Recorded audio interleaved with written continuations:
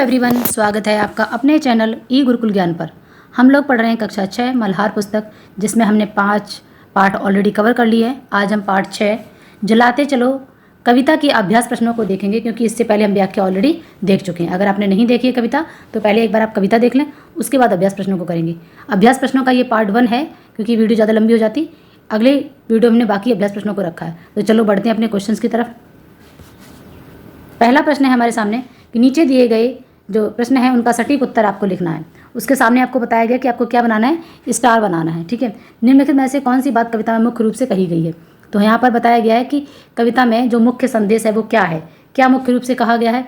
जैसे अगर हम देखेंगे कि भलाई के कार्य करते रहना है, दीपावली के दीपक जलाना है, बल्ब आदि जलाकर अंधकार दूर करना है, तिमिर मिलने तक नाव चलाते रहना है। तो यहाँ पर अगर आप देखेंगे कि कविता में मुख्य रूप से किसका संदेश दिया। अगर कविता आपने नहीं पढ़ी है तो आप शायद प्रश्नों को ना कर पाएँ, पहले कविता पढ़ें तब उत्तर देने की कोशिश करें, तो आपके लिए अच्छा रहेगा और आपको समझ में ज़्यादा आएगा। तो यहाँ पर जो है हमारा सही उत्तर क्या है कि भलाई के कार्य करते रहने को कहा गया है। अगला प्रश्न है हमारे लिए, जला दीप पहला तुम्ही ने तिमिर का, चुनौती प्रथम बार स्वीकार की थी। यह वाक्य किससे कहा गया है। ठीक है, यहाँ पर किससे ये कहा गया है कि ये जो पंक्ति कही गई है किसके लिए कही गई है। तूफान के लिए कही गई है, दीपकों के लिए कही गई है, मनुष्यों से है या फिर तिमिर से है। तो ये यहाँ पर जला दीप पहला तुम्ही ने, ये मनुष्य को संकेत करते हुए कही गई है। अर्थात यहाँ पर जो है हम मानव के लिए भलाई के कार्य करने के लिए कहा गया है। तो कौन सा उत्तर हमारा सही होगा, मनुष्यों के लिए है। अगला प्रश्न देखेंगे हम लोग। अगला प्रश्न है हमारा, अब अपने मित्रों के साथ चर्चा कीजिए कि आपने यही उत्तर क्यों चुने हैं। आपको तर्क के साथ प्रस्तुत करना है कि हमने जो भी उत्तर चुने हैं वही उत्तर क्यों चुने हैं। तो देखेंगे पहले प्रश्न का उत्तर मैंने चुना था कि भलाई के कार्य करने हैं। मैंने भलाई के कार्य करते रहना उत्तर इसलिए चुना क्योंकि कविता का शीर्षक भी जलाते चलो। पूरी कविता में बुराई, अनाचार, पाप, लोभ आदि बुराइयों को मिटाकर भलाई के कार्य करने की प्रेरणा दी गई है, इसीलिए हमने इस उत्तर को चुना है। अगला प्रश्न ने चुना था मनुष्यों से। मैंने मनुष्यों से उत्तर इसलिए चुना क्योंकि मानव ने ही प्रेम रूपी प्रकाश का दीपक जलाकर तिमिर अर्थात अंधकार, बुराई, अज्ञानता आदि की चुनौती को स्वीकार किया था। ये साहस जो है इस पृथ्वी पर बुद्धिजीवी मानव के पास ही है। अगला प्रश्न देखेंगे हम लोग। अगला प्रश्न है हमारा कि कविता से चुनकर कुछ शब्द यहाँ नीचे दिए गए, अपने समूह में इन पर चर्चा कीजिए, इन्हें इनके सही अर्थों के साथ संदर्भ में मिलाइए। इसके लिए आप शब्दकोश या इंटरनेट का सारा। तो यहाँ पर हमारा पहला शब्द क्या है, अमावस दिया है। दूसरा क्या दिया है, दूसरा इसमें दिया है कि पूर्णिमा, फिर विद्युत दिए और युग, और इसके सामने आपको अर्थ संदर्भ दिया है। तो आपको देखना है, तो इसके उत्तर हम देखेंगे। हमने यहाँ पर उत्तर दिए, जैसे अमावस का मतलब क्या है, अमावस्या जिस रात आकाश में चांद दिखाई नहीं देता है। पूर्णिमा का दिन क्या है, जिसे फुल मून बोलते हो। पूर्णिमा यानी कि पूर्णिमा वह तिथि होती है जिस रात चंद्रमा पूरा दिखाई देता है। विद्युत दिए का मतलब क्या है कि बिजली से चलने वाले दीपक अर्थात बल्ब। ठीक है, युग का मतलब क्या, समय, काल। युग संख्या के 4 युग माने गए, सतयुग, त्रेता, द्वापर और कलयुग। इस तरीके से युग की बात कर रहे हैं कि आज से नहीं, कई युगों से मानव तुझने चुनौती स्वीकार की थी इस अंधकार को, इस बुराई को, इस अज्ञानता को मिटाने की। उसी के अर्थ में ये कविता हमारी दी गई है। अगला प्रश्न देखेंगे हम लोग। अगला प्रश्न है हमारा, कविता में से चुनकर कुछ पंक्तियां नीचे दी गई हैं, इन्हें ध्यान से पढ़िए, इन पर विचार कीजिए कि आपको इनका उत्तर क्या समझ में आया। अपने विचार अपने समूह में साझा कीजिए और अपनी लेखन पुस्तिका में लिखिए, यानी कि कॉपी में आपको नोट करना है। तो यहाँ पर दिया है, दिए और तूफान की ये कहानी चली आ रही और चलती रहेगी, जली जो प्रथम बार लो दीप की, स्वर्ण सी जल रही और जलती रहेगी, रहेगा धरा पर एक भी यदि, कभी तो निशा का सवेरा मिलेगा। ये जो कविता की पंक्तियाँ हैं इनके लिए बोला गया है, तो आप यहाँ पर देख सकते हैं। हम इसका जो है अर्थ देखेंगे। अर्थ है हमारा, कवि द्वारिका प्रसाद माहेश्वरी जी ने जीवन की सच्चाई को बहुत सटीक शब्दों और प्रभावमयी भाषा से प्रकट किया है। दिए को ज्ञान, अच्छाई, सत्य, प्रेम, प्रकाश आदि के लिए प्रयोग किया गया। तो दूसरी तरफ तूफान, संकट, मुसीबत, दुराचार, छल, कपट, बुराई आदि को अंधकार का प्रतीक माना है, बुराई का प्रतीक माना है। अच्छाई और बुराई की ये कहानी युगों युगों से चली आ रही है। हम महाभारत में भी देखते हैं, कौरव और पांडव अच्छाई और बुराई का संकेत है। ये भविष्य में भी चलती रहेगी, मतलब पुराने युग में भी चलती आई और आने वाले समय में भी चलती रहेगी। असंख्य बार सत्य और असत्य, अहिंसा और हिंसा पर अच्छाई की बुराई पर विजय, किंतु बुराई कभी समाप्त नहीं होती। इसका अर्थ तो यह नहीं है कि अच्छाई का मार्ग करना छोड़ दें। इसका मतलब जैसे मान लीजिए आपकी बुराई खत्म नहीं हो रही है तो इसका मतलब हम अच्छाई करना छोड़ दें, नहीं। ये एक सिक्के के दो पहलू के समान है, जहाँ अच्छाई वहाँ बुराई भी आपको दिखेगी, लेकिन सत्य और असत्य, सुख दुख, अच्छा बुरा, ये एक प्रकृति का नेचर है, ठीक है। जैसे दिन और रात, उसी प्रकार से ये सदियों से चले आ रहे हैं और आगे भी चलते रहेंगे। जिस प्रकार कुछ बुराई करने वाले हैं वैसे ही भलाई करने वाले भी हैं। सत्य की, त्याग की, प्रेम की लौ एक बार जल गई तो हमेशा जलती रहेगी और सोने के समान वह अपना जो उज्जवल प्रकाश है उसे फैलाती रहेगी। कहने का मतलब क्या है कि बुराई है तो उसको खत्म करने के लिए, अंधकार है तो उसे खत्म करने के लिए सूर्य की एक किरण ही काफ़ी है ना। प्रकाश यानी कि दिए हमें जलाते रहना चाहिए। ये नहीं कि आजकल तो समय ही ऐसा नहीं है तो हमारे अच्छे बनने से क्या मतलब, ऐसा हमें नहीं सोचना है। अगला प्रश्न देखेंगे हम लोग कि कविता को एक बार फिर से पढ़िए, पता लगाइए और अपनी लेखन पुस्तिका में अर्थ को लिखिए। जैसे यहाँ पर दिया है, कविता में अंधेरे या तिमिर के लिए किन किन वस्तुओं या किन किन उदाहरणों को लिया गया है। तो यहाँ पर अगर हम देखेंगे तो कविता में किस किस चीज़ को लिया गया है, अमावस को लिया है, तूफान, निशा, सिला आदि उदाहरण को अंधेरे या तिमिर के लिए उपयोग में लिया गया है। ठीक है, अगला प्रश्न देखेंगे हम। यहाँ पर दिया है, यह कविता आशा और उत्साह जगाने वाली कविता है। इसमें क्या आशा की गई है, यह आशा क्यों की गई है, तो इसका उत्तर हम देखेंगे। यहाँ पर जो दिया गया है कि यह कविता जो है, यह कविता आशा और उत्साह जगाने वाली कविता है। इसमें पृथ्वी से सभी बुराइयाँ जैसे अनैतिकता, अज्ञानता, ठीक है, निराशा, स्वार्थ, लालच, द्वेष आदि को समाप्त करने तथा इस दिशा में प्रयत्न करने की आशा की गई है कि अच्छे भविष्य की कल्पना करके उसे प्राप्त करने की गई है। जब हम इसे अपने जीवन में उतार कर आगे बढ़ना चाहते हैं तो प्रतिकूल परिस्थितियों का सामना करना पड़ता है, करने में इसमें मदद मिलती है। इसलिए कवि ने कहा है कि पृथ्वी पर यदि आशा का एक दीपक भी जलता रहेगा तो कभी प्रेम और ज्ञान का प्रकाश फैलेगा ही। मतलब यहाँ पर आशा और निराशा की बात कही गई है कि यदि मनुष्य आशा करता रहे, मतलब उसमें आस रहे कि हम ये अज्ञानता है इसको जरूर नष्ट कर लेंगे, तो एक दिन ऐसा आएगा कि वो अंधकार जो है जरूर मिटेगा। अगला प्रश्न देखेंगे हम लोग। अब यहाँ पर जो प्रश्न है हमारा कि कविता में किसे जलाने और किसे बुझाने की बात कही गई है। तो कविता में किसको जलाने की बात कही गई है, कविता में स्नेह से भरा दीपक जलाने और बुराइयों का अंधेरा मिटाने की बात कही गई है। ठीक है, अंधकार रूपी जो है मतलब उसको मिटाना है, अंधकार को, और जो स्नेह रूपी दिया है उसे हमें जलाना है। अगला प्रश्न देखेंगे हम लोग। अगला प्रश्न है हमारा कि जलाते चलो दिए स्नेह भर भर, कभी तो धरा का अंधेरा मिटेगा। इन पंक्तियों को अपने शिक्षक के साथ मिलकर लय सहित गाने या बोलने का प्रयास कीजिए। आप हाथों से ताल भी दे सकते हो, मतलब ताली बजा सकते हो। दोनों पंक्तियां को गाने या बोलने में समान समय लगा है या अलग अलग लगा है, आपको देखना है। जलाते चलो ये दिए स्नेह भर भर, कभी तो धरा का अंधेरा मिटेगा, दोनों पंक्तियों में समान समय लगा है या अलग अलग लगा है। आपने अवश्य ही अनुभव किया होगा कि इन पंक्तियों को बोलने या गाने में लगभग एक समान समय लगता है। केवल इन दो पंक्तियों को ही नहीं, कविता की प्रत्येक पंक्ति को गाने में या बोलने में लगभग समान समय ही लगा है। इस विशेषता के कारण यह कविता और अधिक प्रभावशाली हो गई है। आप ध्यान देंगे कि इस कविता में आपको और भी अनेक विशेषताएं दिखाई दी हैं।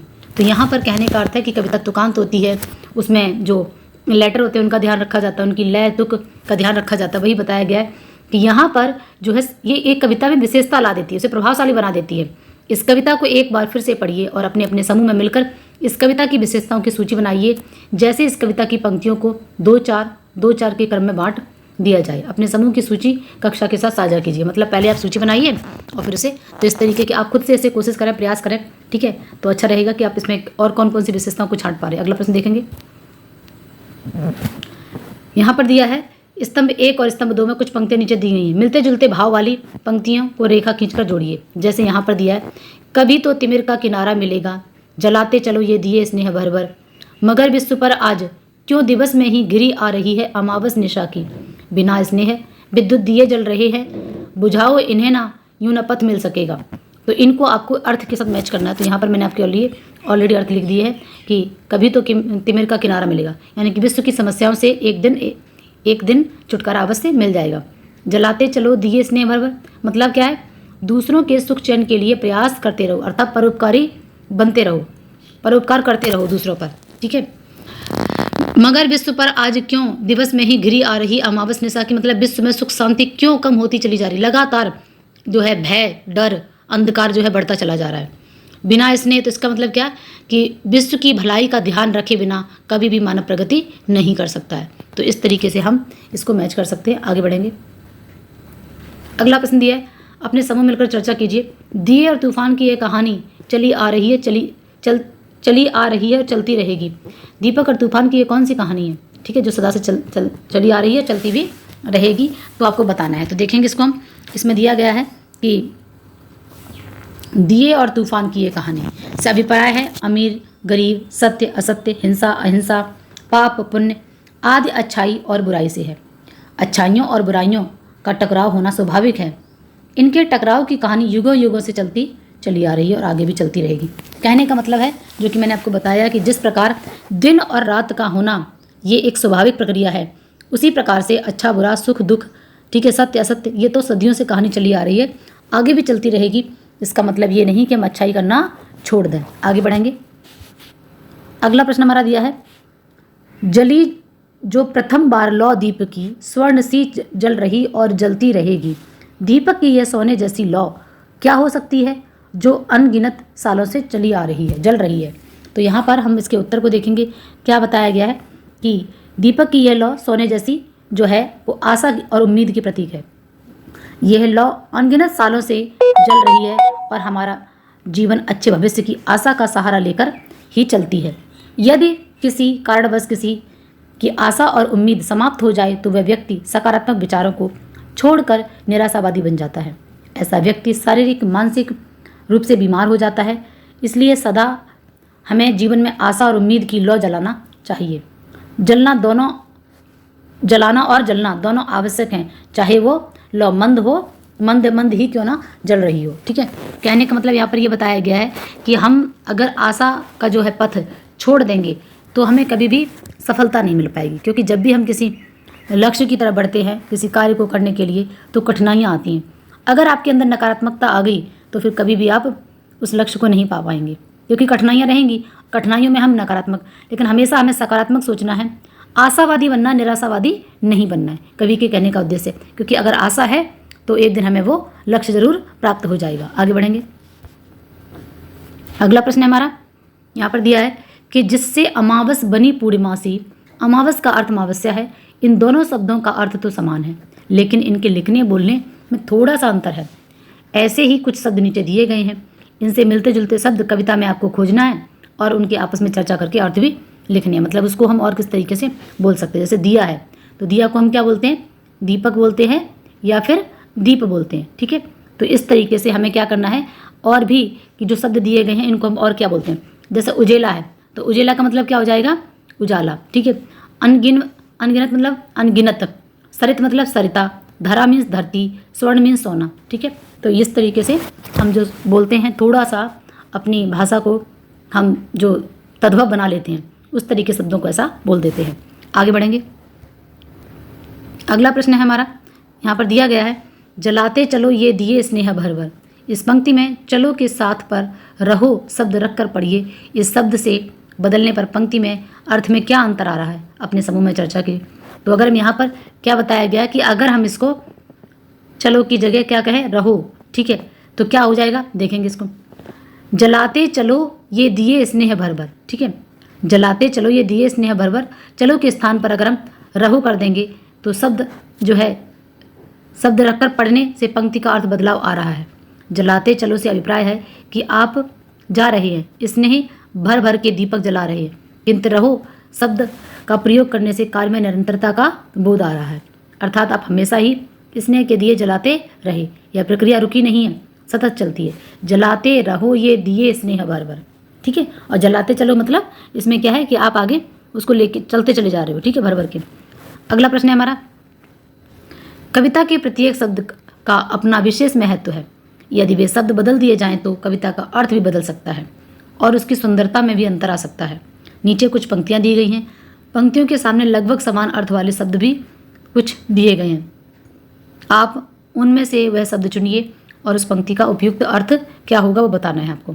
तो देखेंगे आगे, यहाँ पर दिए हुए हैं, जैसे ये देखेंगे आप, बहाते चलो नया नाव नौका। ठीक है, अगर यहाँ पर हम नाव कर दें या नौका कर दें तो अर्थ तो वही रहेगा, लेकिन थोड़ा सा बोलने में जो अंतर, बहाते चलो नाव वह तुम निरंतर बहाते चलो, नौका वह निरंतर, ठीक है।